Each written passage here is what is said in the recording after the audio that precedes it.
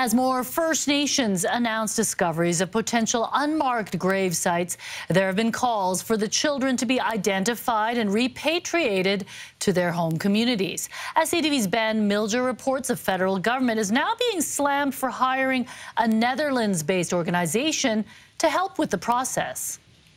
Mr. Speaker, I rise today to honour the children. As BC's Minister of Indigenous Relations reacts to the discovery of 17 potential unmarked graves at the former Alberni Indian Residential School, his counterpart in Ottawa is under fire. I think, the momentum gets really destroyed and the trust gets destroyed when decisions like this are made out of hand. Federal Minister of Crown Indigenous Relations Mark Miller announced a $2 million agreement with the International Commission on Missing Persons to conduct cross-country outreach with Indigenous communities. They will explore options for identifying and repatriating remains from unmarked graves at residential schools.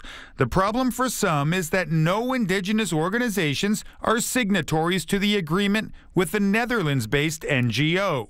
Why fund an organization like the National Centre for Truth and Reconciliation if you're not actually going to engage them in these conversations, these very critical and sensitive conversations, before you make those kinds of decisions at the federal level?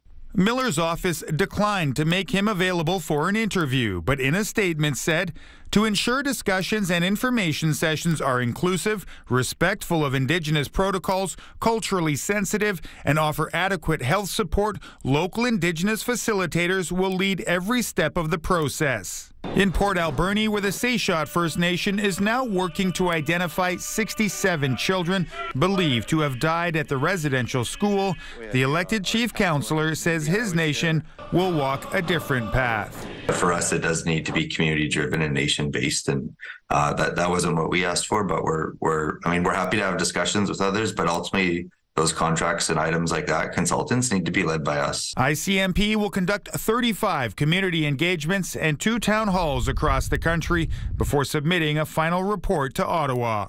Ben Milger, CTV News, Vancouver.